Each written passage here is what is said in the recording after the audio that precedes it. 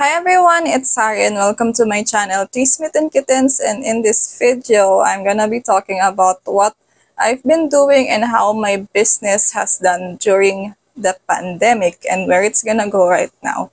So if you're on this channel, you might best know me from my videos where I talk about Etsy selling, like paano magbenta sa Etsy, and I also have a video of paano magpadala ng mail overseas if galing ka sa Philippines. So I made those videos in 2019, and since then, something unexpected happened that I'm sure none of us ever expected, and it's the big C. So since COVID happened, I've had to close down my stores. I've had to do different things to get by or make an income, and I've had to adapt my business. The pandemic kinda made the whole world freeze. It's not just one industry, it's everyone. A lot of us were forced to stay home.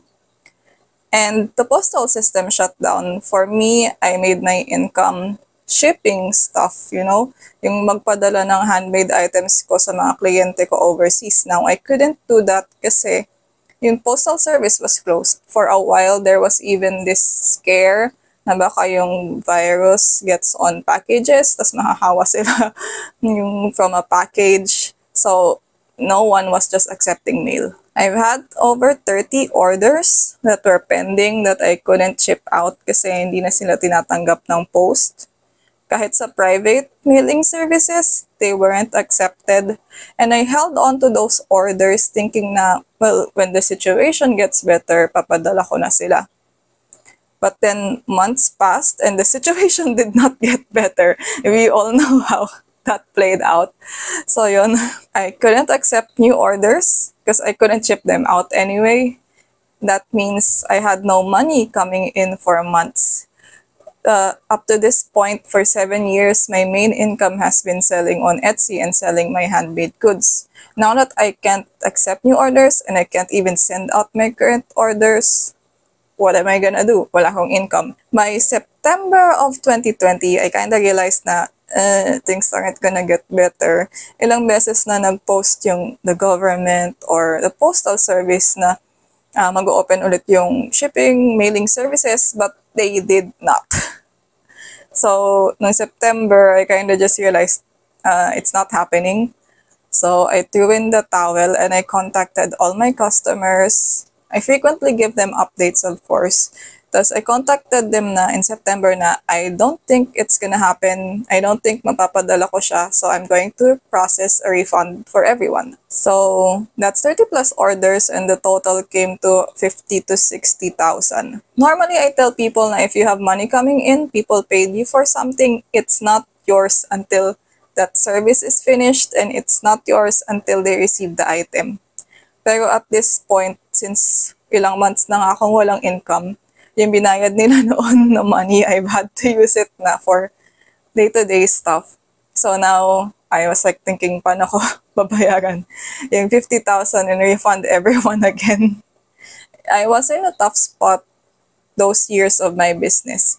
Thankfully, I've been blessed that I have a lot of really great clients. Some of them contacted me na, I understand na the situation's difficult for everyone right now, so don't give me a refund. I really had a couple people, a good number of people reach out to me saying, wag mo na ako i-refund because that's just, I know it's difficult for you right now. Your business is probably suffering. So I'm grateful for those people, and it shows na if you just keep communicating with your customers, they'll understand. But for the others, I still really strive to give them that refund because I know that as my business is suffering, sila din naman, they're also suffering. Maybe they got laid off or they might need this extra money that I refund for something important. So one good thing for me that came out of the pandemic is that while yung international mail service closed down, the good thing is it strengthened yung local online shopping scene. Noon kasi people go to physical stores and it's the norm for a lot of people, but during COVID, we saw the height of online shopping and door-to-door delivery. So I started selling on Shopee to recover money. Noon kasi I was already swamped with enough work sa Etsy, so I don't sell too much locally, maybe occasionally sa events. But I focused on a Shopee store. I opened it and I sold everything I could, like my remaining inventory, yung mga hindi ko nabenta.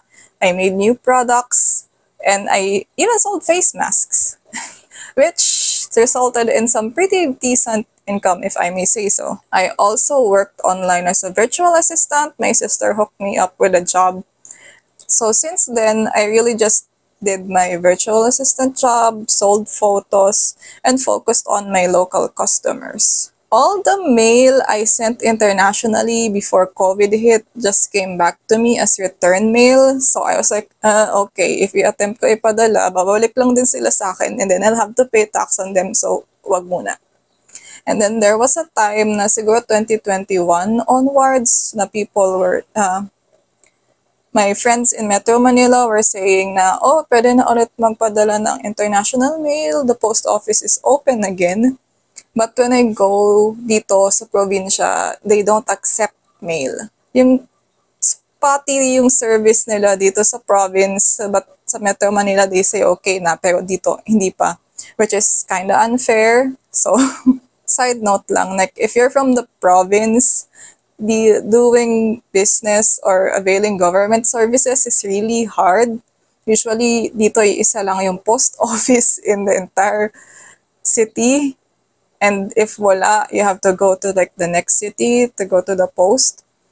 So, lahat talaga nung centralized stuff, even for business or employment, is nasa NCR, nasa Metro Manila. That's why a lot of people from the province are having a hard time doing business. So, yun, I wish the provinces get decent service then as they do in Metro Manila. Anyway, and some of my friends are also recommending private shipping services.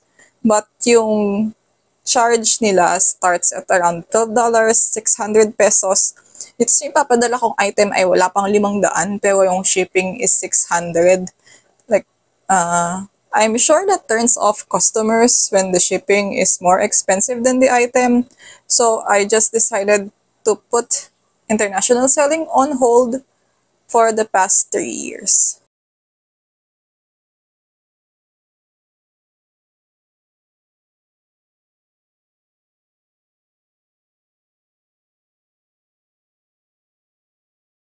So what about now? It's 2023. Actually, in 2023, it's going to be 10 years since I opened my online store, Taste Me Kitten. So it's gonna be your 10th year anniversary in October. And even if some months sales are less than stellar, or even if sales aren't as strong as they were before when I was selling internationally, I'm just grateful that it's still here. This is a COVID, as I've said earlier, the entire pandemic wiped out or killed even some big businesses. But if I'm still managing here right now, I'm thankful enough for that. And finally, I have come to a point na medyo okay na yung postal services. I tried sending out some test mail. I sent mail to my friends in the Netherlands and France in the EU. And I was surprised. This is triple posta. I was surprised when a friend in the Netherlands, 2 weeks later, she told me na, oh, I got your mail. So I go, wow, okay. Okay na siya. Okay na yung shipping service. And then I decided to reopen my Etsy again.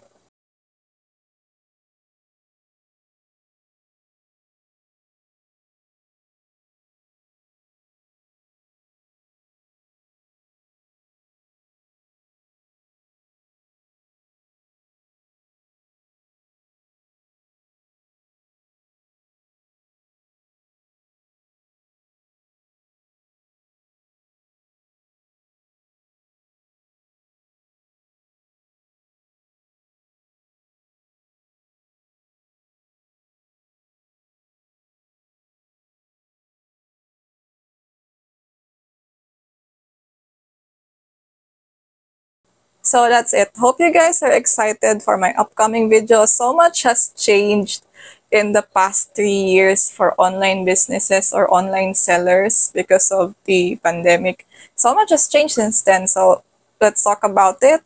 I'm ready to have a discussion with everyone about it, and I hope may matutunan kayo mula sa akin. So that's it, guys. How's your business doing? Or yung mga side hustle niyo, how's it survived, or what went through with you and your online business during the pandemic? I also want to hear your stories. If you have chika with me, please type it down in the comment section below. I'd love to read it and respond when I have time. So yun. Please look forward to more videos. And again, this is Sarin from Twismith and Kittens. In this channel, I talk about cosplay, crafting, cute stuff, and the occasional online seller talk. So thank you so much for watching. See you guys again soon. Bye!